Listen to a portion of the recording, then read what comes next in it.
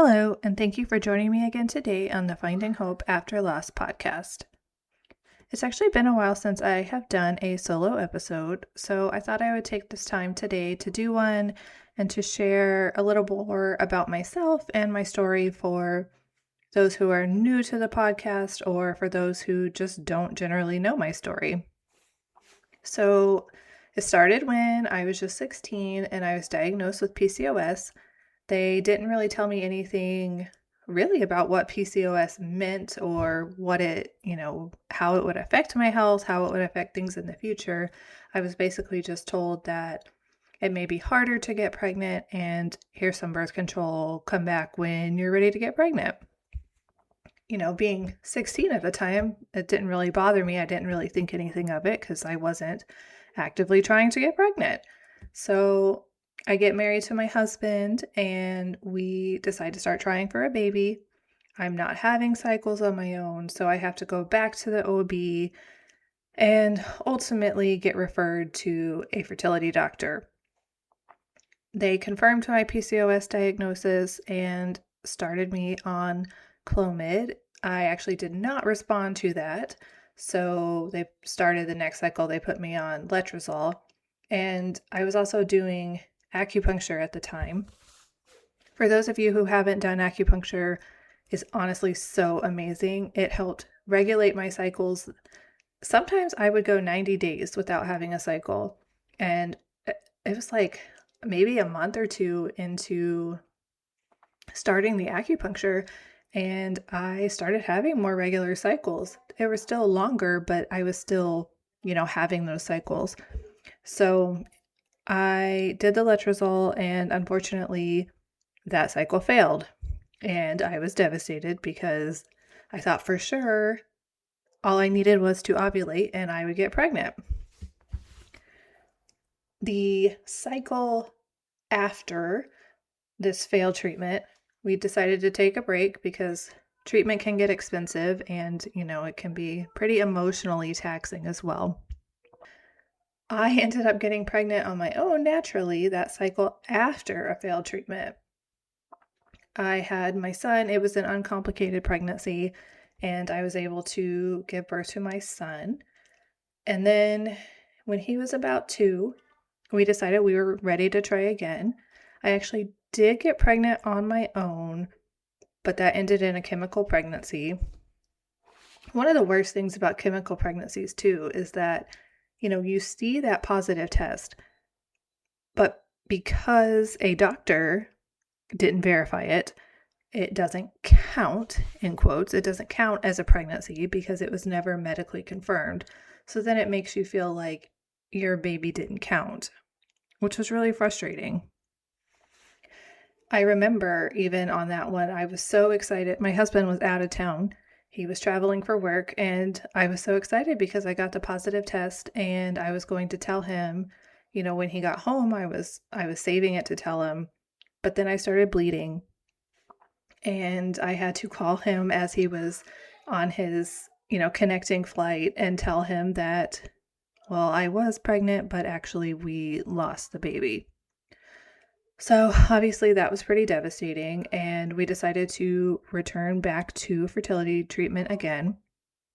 I did another cycle of letrozole, and this time, since I was a little bit older, they had me start injectable medications.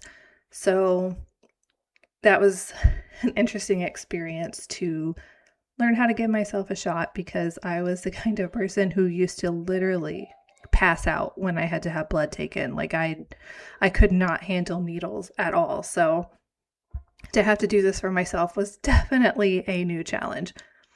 This cycle did work. I did get a positive test, but when I went for the first ultrasound, I had started spotting, so they let me come in a little bit early. There was nothing on the ultrasound, just an empty uterus. So they told me I was having a miscarriage. Devastating again, to go through all of this, to see that positive test, to have my numbers rise, and then to be told that there is nothing there. I had to go, repeatedly for the blood draws to make sure that my levels were dropping back down to 0, and they were falling, but then they started rising again. And they told me that basically I either had an ectopic pregnancy or there was some retained tissue in the uterus, and I had the option of a DNC or taking a shot of methotrexate.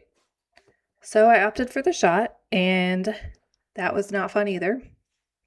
It was the day that I was set to go visit my husband, who was again traveling for work this time, and I had a planned trip to go visit him, and I basically had the shot and then got on a plane to go see him. I was told I had to wait 3 months before trying again. So here I was, with one living child and 2 losses, and I thought, okay, this has to be the worst of it, right? Like going through infertility and then 2 losses in a row. Like I did not expect that my journey would ever be harder than that. So we waited the 3 months, did another round of treatment that failed. And then after that, again, the cycle after, I got pregnant naturally. The first ultrasound, we saw the heartbeat. She was growing well. Well, I guess we didn't know that she was a girl at the time, but our baby was growing well, and we graduated to the OB due to some, health issues in our families. We were referred to an MFM for the 12-week blood work and NT scan. At this ultrasound, I was told that it looked like our baby had what's called as a congenital diaphragmatic hernia, or CDH. They explained that this meant that there was a hole in the diaphragm and that it allows the organs to push up into the chest cavity. This causes a lot of complications like pushing the heart over, compressing the lungs so the lung volume doesn't fully develop, and it can just cause a lot of issues basically overall. And she said she's only seen 1 or 2 cases of it in her practice, so it was kind of rare. She didn't really have much to tell us about it, just that basically there was a 50-50 chance of her surviving, and that basically we were looking at palliative care. Like no hope at all, just very grim about it. Didn't, give us any resources or basically anything at all. So obviously went home very devastated. My husband was not able to come with me at the time, so my mom was actually with me, and she wrote down the sex in an envelope, and I brought it home so that my husband and I could open it together. Later that night, we found out that we were having a girl. We wanted to be excited and happy, but we were also facing this devastating diagnosis and didn't really know what we were supposed to do, how we were supposed to handle this, how to move forward, what our options were. Basically, we were lost. So at the next appointment, they did confirm that she did actually have CDH, and I decided that I wanted to continue the pregnancy just as far as I could. And I started researching online, and I found actually a lot of Facebook groups that were made up of parents and other people affected by CDH. And I found that there were actually doctors and hospitals in the US and around the world that specialize in treating CDH. So we ended up making an appointment with one of these specialists and this was in 2017, so we spent actually Christmas in Florida for that year. My brother he was in the Peace Corps in Jamaica, and he flew into Florida to join us. So it was me and my husband, and then my mom and my brother came, and we just spent Christmas there, and I went to all of my specialist appointments. We had our final meeting where we sat down with the specialist himself, and I said, after reviewing everything, it looks like she'll have like a 97% chance of surviving. She would have to have surgery, shortly after birth to correct her diaphragm, but, we were given really good odds. So obviously we left that feeling I mean, we were feeling hopeful and happy, and it was still like a long road ahead, but it was the first time that someone had let me have hope over her survival. We left that appointment and were about to leave the hospital, and one of the nurses from that meeting ran down to get us and said, "Hey, he needs to see you back." So we're like, okay, I don't know what else he would have to say. So we go back up, and he said that he had just gotten off the phone with the person who reviewed the fetal MRI that I had done, and that it looked like she had abnormal lung tissue. He said, "We don't really know what this means, but this can affect the survival odds, and we really encourage you to go back to your doctor and get an amnio." I had previously been offered the amnio, and I had declined it. So, yeah, we went from happy to pretty much devastated again in just a matter of minutes, and not knowing what this meant for her and for our future. We came back, and I did end up getting that amnio done, and a few weeks later we got the results that she had mosaic trisomy 15. Again, that is something that's extremely rare. I mean, I tried to research this, and there were just, I think it was definitely less than 100 cases around the world. It was that rare. They said that most babies with full trisomy 15, that those pregnancies typically end in a miscarriage. So the fact that hers was mosaic is probably what allowed the pregnancy to continue as long as it had. And if you're not familiar with what mosaic trisomy means, it just means that not every cell in the body has that extra copy. It means that some cells do. And, it might be that it's more cells in the heart that have it and none in the lungs. Or, it's hard to say which parts of the body would be the most affected by it, because there's just no way to really test for that. So we were obviously devastated again.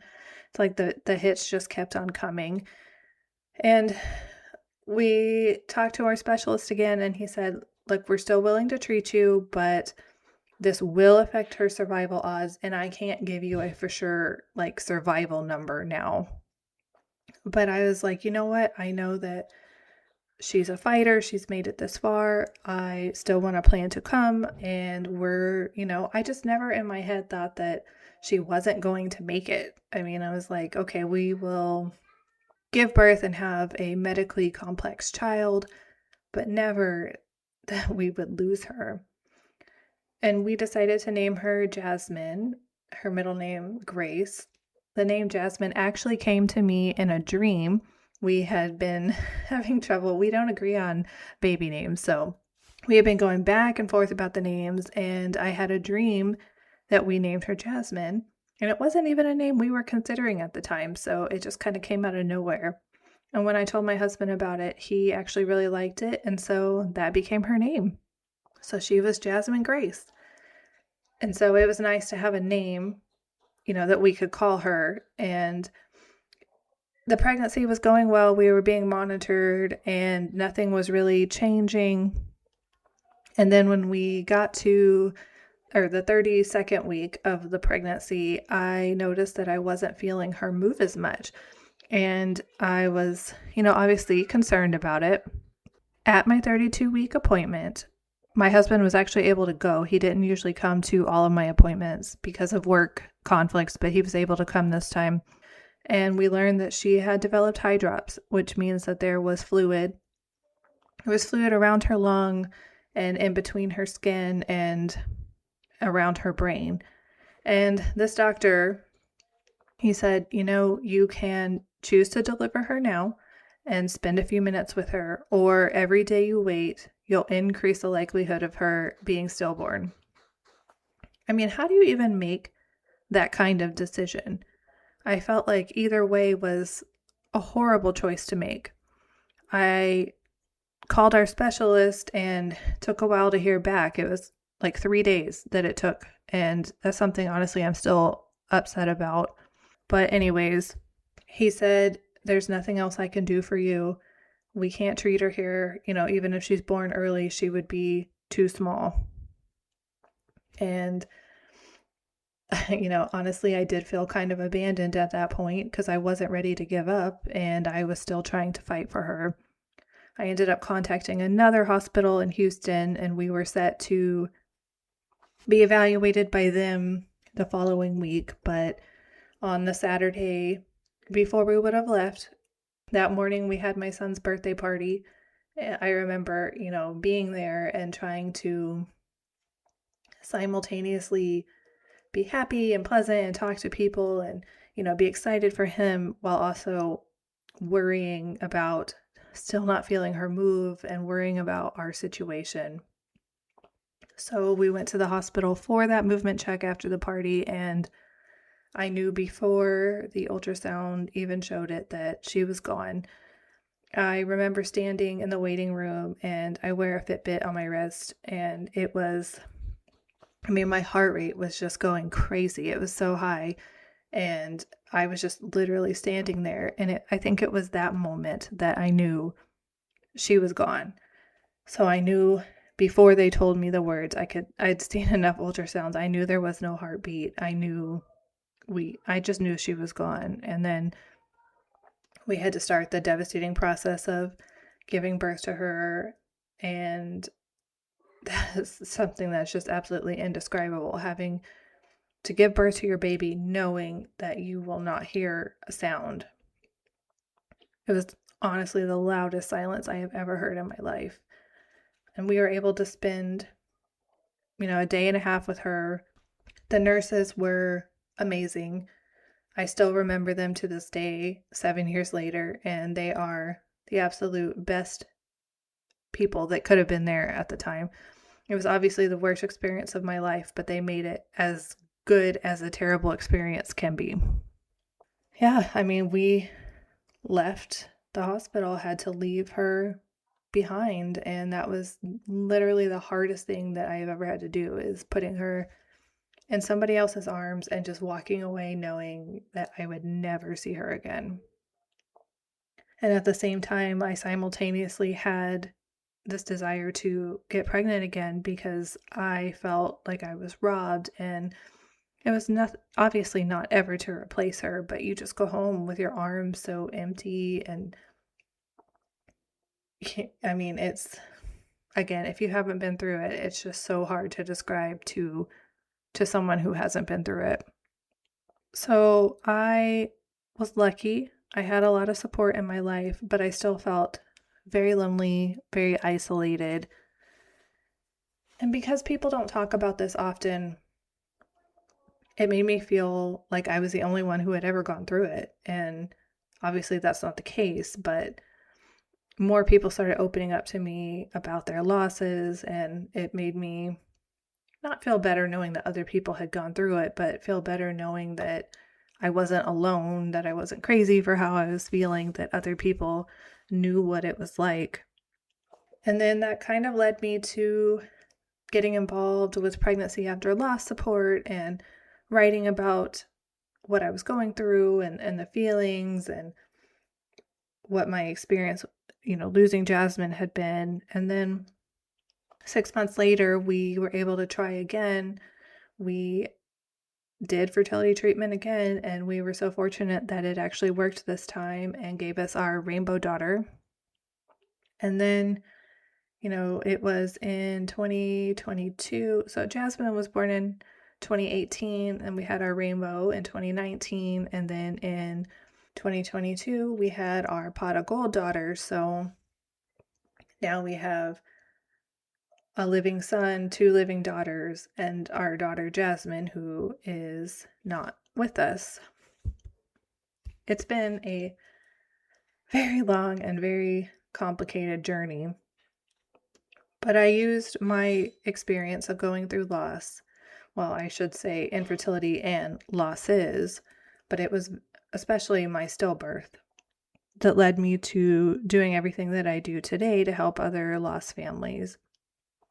Because like I said, I felt very isolated and alone, and I knew right away that I wanted to try to do everything possible to help other families going through it to not ever have to feel that way. So I started Journey for Jasmine and just kept posting about, things that I was feeling, things that I was going through, and just found that a lot of people resonated with it and resonated with what I was feeling, what I was thinking. There's just so many of us out there. There's so many of us out there, and I think we don't realize how many other people go through this until we go through it ourselves. A lot of you are familiar with the rainbow skirt that I have. That's called Project Finding Your Rainbow. It's a skirt that travels around from one lost family to another, and then the stories are shared and the pictures are shared. So you take pictures with it and then share the pictures and the story. I wore the skirt for my rainbow daughter for my maternity pictures, and then I started sending it around to everybody. And right now we're at almost 550 stories. It's come from all 50 US states, and it's been to several other countries. It's actually in Spain right now for the first time, and hoping that it will continue to grow and go to some other countries later this year. If you happen to be interested in that, by the way, you can find out information on journeyforjasmine.com on the Project Finding Your Rainbow tab. You can read all the stories on there, or you can always reach out to me on social media. I share the stories on there as well. So if you're ever interested in wearing the skirt and being part of it, definitely reach out to me. And just a note, you do not have to be pregnant to wear it, and you don't have to currently have a rainbow baby. It's for anybody who's been through loss. Doesn't matter what kind of loss, embryo loss, miscarriage, ectopic, TFMR, stillbirth, infant loss, all of it is covered. All of it counts. I would love to have you be part of it and continue to grow that. And then I started this podcast that you're listening to now now I can't even remember what year it was. I'm pretty sure it was 2022. But time seems to run together when you're busy, and I'm definitely one of those people that puts a lot on my plate and does too many things at once. I'm sure a lot of you are familiar with that. So yeah, that's kind of my story in a nutshell. It's a long one full of a lot of unfortunate things, but also a lot of happy moments too.